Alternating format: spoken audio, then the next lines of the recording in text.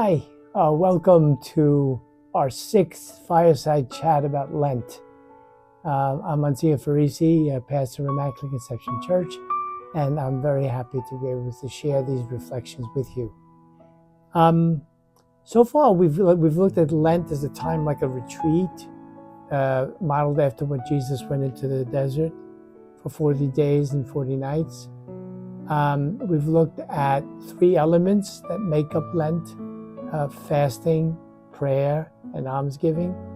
And last week we talked a little bit about John the Baptist as a great Lenten figure for us. Today I'd like to speak about Our Lady, Our Blessed Lady, because just like in Advent, she figures very prominently in Holy Week and Easter for many good reasons.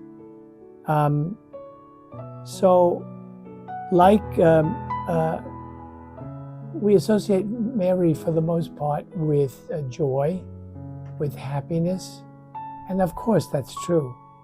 But the Blessed Mother also had a lot to do with sorrow.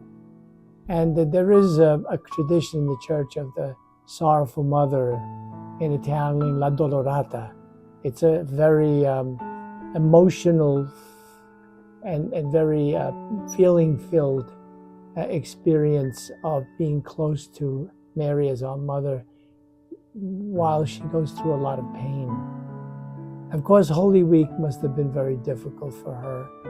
And I think I do, but I think most people relate very well to Mary, because sometimes it's easier to relate to Mary because she had to watch this stuff happen to her son. So very often, one of the most difficult things we have to do is watch someone we love suffer. And that's a very, very difficult experience. Sometimes we just wish that we could take the suffering away and experience it ourselves rather than the person we love. So I'm sure the Blessed Mother felt that way when she saw Jesus suffering so terribly and being shamed in front of everyone. The child that she took care of and watched and helped grow, took so much care to see the brutality and the sacrilege done against him must have been very, very difficult. And so we have this connection with Mary and Mary watching the suffering of her son Jesus. There's the famous Stabat Mater, the hymn of Mary standing by the cross.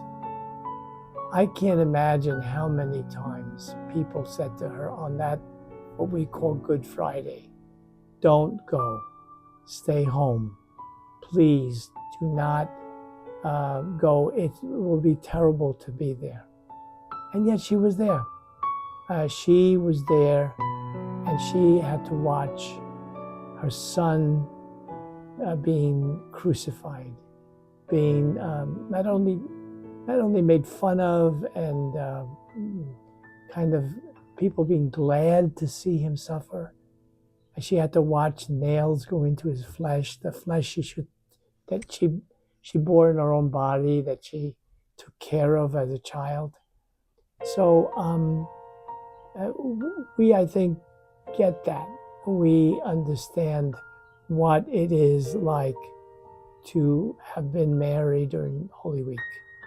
And she was present at every juncture of the life of Jesus that's important. She was, of course, there at the Incarnation. Wouldn't have happened without her.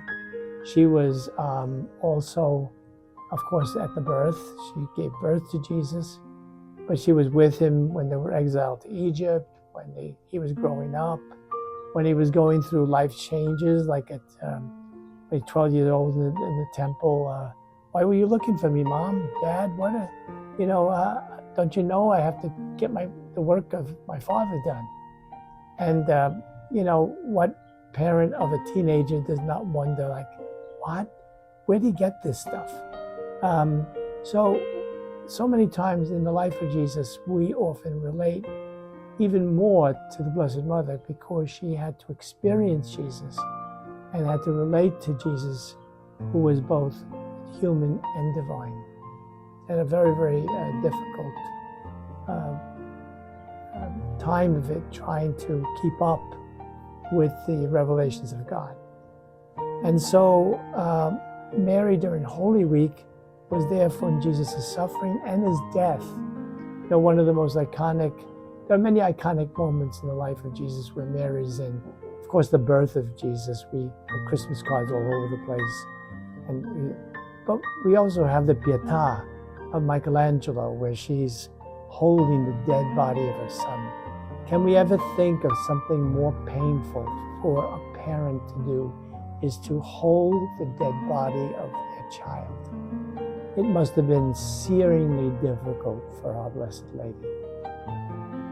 We're called upon during Holy Week, as we are during all of Lent, but especially during Holy Week, to lavish time upon meditation. We know about Mary that she pondered a lot in her heart. She thought about things, felt things through, really tried to understand what was going on, even when it was difficult, and especially when it was difficult.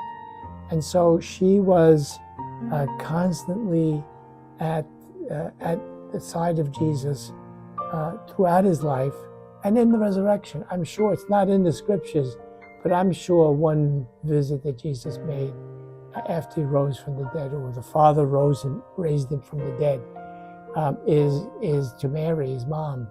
And I'm sure she didn't just say, "Oh, I knew this was going to happen." No, she must have been so delighted, so happy to see Jesus alive again. In fact, not only alive again, but the transcendent, risen Jesus, transformed before her. And, you know, we have obviously a difficult time trying to relate to the risen Jesus, because we don't know what that means. What does the glorious body of Jesus, the resurrected body, really mean? We don't know.